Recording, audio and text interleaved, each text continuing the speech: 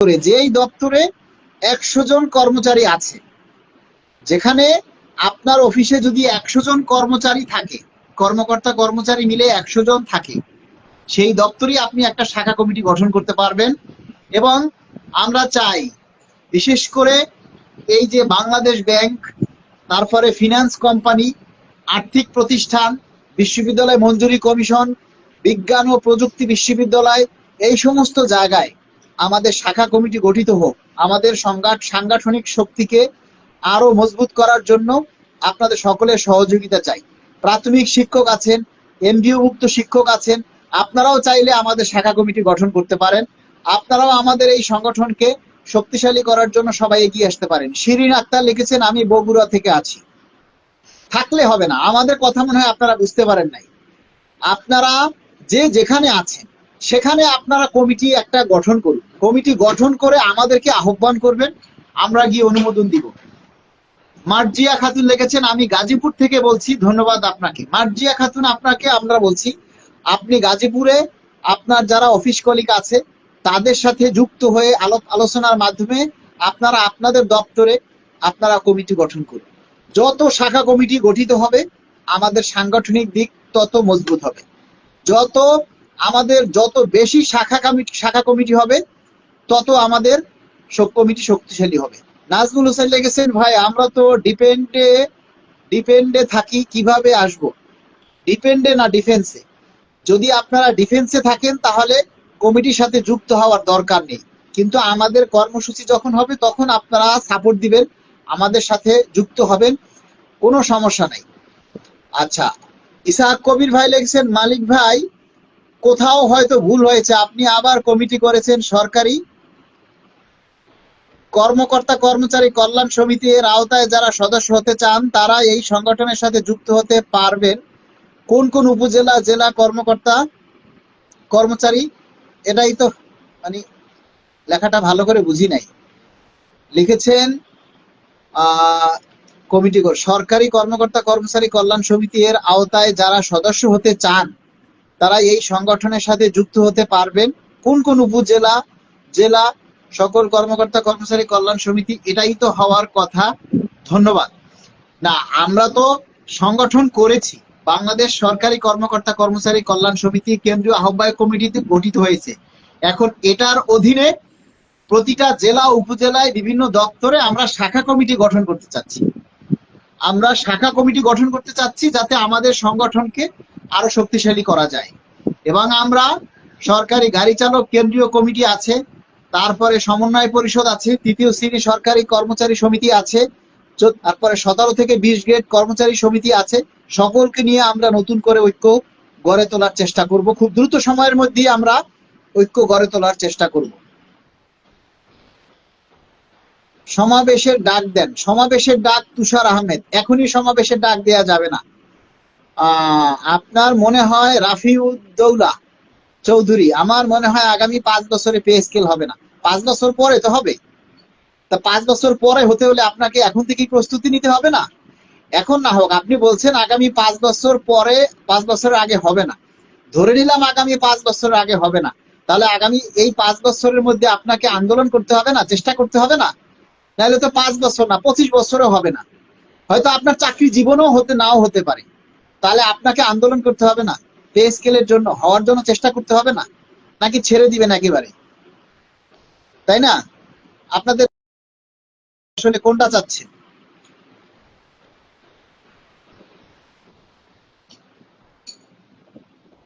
Pay scale না চাচ্ছেন না কারা কারা, একটু হাত জাগান তো।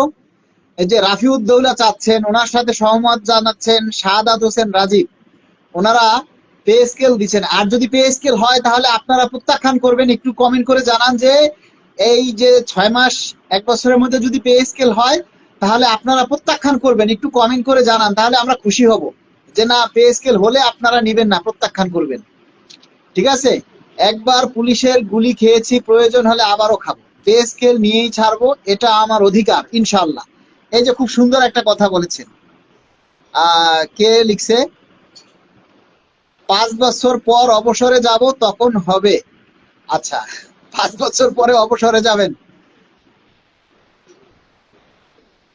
মালেক ভাই, আপনার কি মনে হয় বিএনপি কি পে স্কেল দিবে? কেন দিবে না? বিএনপি কি সরকার হবে না? তা বিএনপি সরকার যখন হবে তখন কি তাদের মধ্যে সরকারি লোক থাকবে না? তাদের আত্মীয় স্বজন কি সরকারি কর্মচারী আছে না? তো বিএনপি সরকার পে স্কেল দিবে না আপনারা বলছে? জনাব তারেক রহমান তো ঘোষণাই দিয়ে দিচ্ছে যথাসময় পে স্কেল দিয়ে দিবে। তো দিবে না এ কথা তো আপনারা বলেন নাই, তাই না? উল্টাপাল্টা কথা না বললেই আমার মনে হয় ভালো হয়। অবশ্যই বিএনপি পে স্কেল দিবে, আমরা আশাবাদী। উপহার হিসাবে বর্তমান সরকারের প্রথম কাজ পে স্কেল কার্যকর করা, এটাই নাকি তারেক রহমানের মহোদয়ের বক্তব্যে মিডিয়ায় প্রচার করছে এমডি সোহেল রানা বলছেন। তা জানি না, তবে আমরা চাই এই বিএনপি সরকার যখন আসছেন ক্ষমতায় বসবেন ওনারা, আমরা চাইবো ওনাদের যে প্রথম সংসদ এবং সেই সংসদে আমরা চাইবো এই বাজেটেই যাতে আমাদের পে স্কেল কার্যকর হয় সেরকম ব্যবস্থা করার জন্য। কেননা আমরা 10 বছর ধরে আমরা পে স্কেল পাই না। এই পে স্কেল প্রাপ্তির জন্য যতটুকু প্রয়োজন আমরা ততটুকু দাবি আমরা এই সরকারের কাছে করব। আমি পুলিশের সদস্য, এই ছোট দুনিয়ায় অনেক কষ্টে আছি। আল্লাহ কবে আমাদের সেই ভাগ্যের পে স্কেলটা এই সরকার দিবে? মালেক ভাই, আপনার জন্য দোয়া রইল। জুয়েল রানা। মাহবুবুর রহমান, আপনি আপনার আপনার জেলায় আপনি তো অনেক অ্যাক্টিভ মানুষ। আপনি যে দপ্তরে আছেন সেখানে আপনার নেতৃত্বে আমরা একটা কমিটি গঠন চাই। আমরা চাই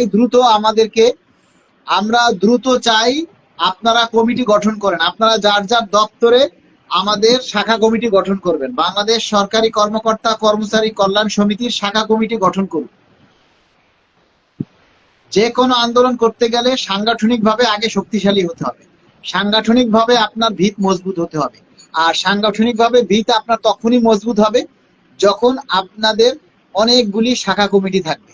আমরা জানি যে এই পে স্কেলের আন্দোলনে সারা দেশ থেকে অনেক ব্যানার এসেছে আমাদের এই বাংলাদেশ সরকারি কর্মকর্তা কর্মচারী কল্যাণ সমিতির। আমরা মানিকগঞ্জ, বিশেষ করে মানিকগঞ্জ জেলায় কোনো প্রতিনিধি থাকলে একটু কমেন্ট করেন। মানিকগঞ্জ জেলায় আমরা দ্রুত কমিটি দিতে চাই। মানিকগঞ্জ, সাটুরিয়া, মানিকগঞ্জ সদর হাসপাতাল, এই সমস্ত জায়গায় যারা প্রতিনিধি আছেন তারা সবাই একটু আমার সাথে যোগাযোগ করার চেষ্টা করেন। পটুয়াখালী জেলা থেকে হয়তো প্রথম কমিটি করা শুরু করব শাহাবুদ্দিন মুন্সির নেতৃত্বে। পটুয়াখালীর বাউফল, দশপিনা উপজেলা, পটুয়াখালী, লেবুখালী বিজ্ঞান ও প্রযুক্তি বিশ্ববিদ্যালয়, তারপরে পটুয়াখালী জেলা সদরে যারা আছেন নেতৃত্ব দিতে আগ্রহী তারা আমার সাথে ইনবক্সে যোগাযোগ করবেন। আব্দুল্লাহ আল জেহাদি, আমরা আশাবাদী ইনশাআল্লাহ গেজেট হবে। মালিক ভাই, আপনার জন্য অনেক দোয়া শুভকামনা রইল, অনেক ধন্যবাদ। আচ্ছা,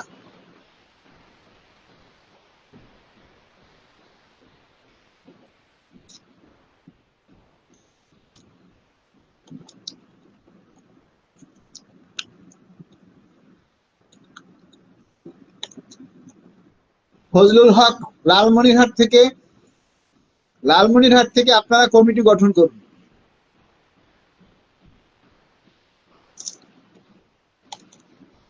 ডিসি অফিসের লোক আছে, সকল সরকারি আর ডিসি অফিসে যারা আছেন সবাইকে আমরা আহ্বান করছি, যারা আমাদের উপকমিটি দিতে চান প্রতিটা দপ্তরে তাদের সবাইকে আহ্বান করব, আপনারা যোগাযোগ করুন এবং আপনারা আপনাদের নেতৃত্বে এমডি বাইজিৎ পটুয়াখালী কলাপাড়া উপজেলা থেকে নেবেন। ওরে ভাই পটুয়াখালী, আপনারা এমডি বাইজিৎ ভাই আপনার নাম্বার আমার নাম্বারে যোগাযোগ করুন, হোয়াটসঅ্যাপ নাম্বারে, এই নাম্বারে আপনারা যোগাযোগ করুন। আপনারা কলাপাড়া উপজেলায় কমিটি গঠন করে তারপরে আমাদের সাথে যোগাযোগ করবেন। আপনারা ওইখান থেকে নিব না, আপনারা কমিটি গঠন করবেন। কলাপাড়া উপজেলা, যেমন বাউফল উপজেলায় কমিটি করা হয়েছে, তারপরে দশপিনাতে কমিটি করা হয়েছে। আপনারা কলাপাড়া উপজেলায় কমিটি গঠন করে কলাপাড়া উপজেলায় যে সকল অফিস আছে প্রত্যেকটা অফিসের সবার সাথে আলোচনা করে প্রতিটা অফিস থেকে একজন দুইজন নিয়ে আপনারা 31 সদস্য বিশিষ্ট কমিটি গঠন করে তারপরে আমাদেরকে ইনফর্ম করবেন।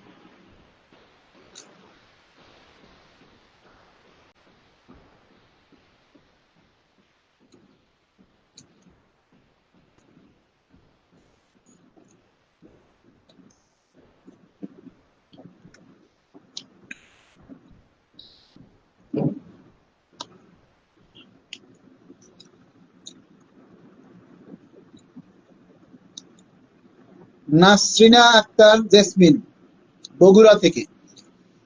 আমরা সমস্ত জায়গায়, প্রতিটা জেলায়, উপজেলায়, দপ্তরে আপনাদেরকে কমিটি গঠন করার জন্য আহ্বান করছি।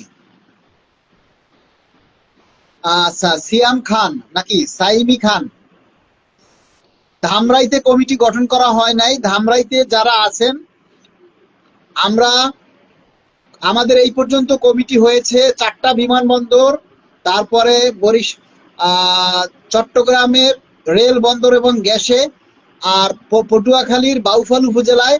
এছাড়া আর অন্য কোথাও কমিটি করা হয় নাই। আর সমস্ত জায়গায় আমরা কমিটি গঠন করার জন্য অনুরোধ করছি। আমি আমার হোয়াটসঅ্যাপ নাম্বারটা লিখে দিচ্ছি, যারা কমিটি গঠন করতে চান তারা সবাই আমার হোয়াটসঅ্যাপ নাম্বারে যোগাযোগ করবেন।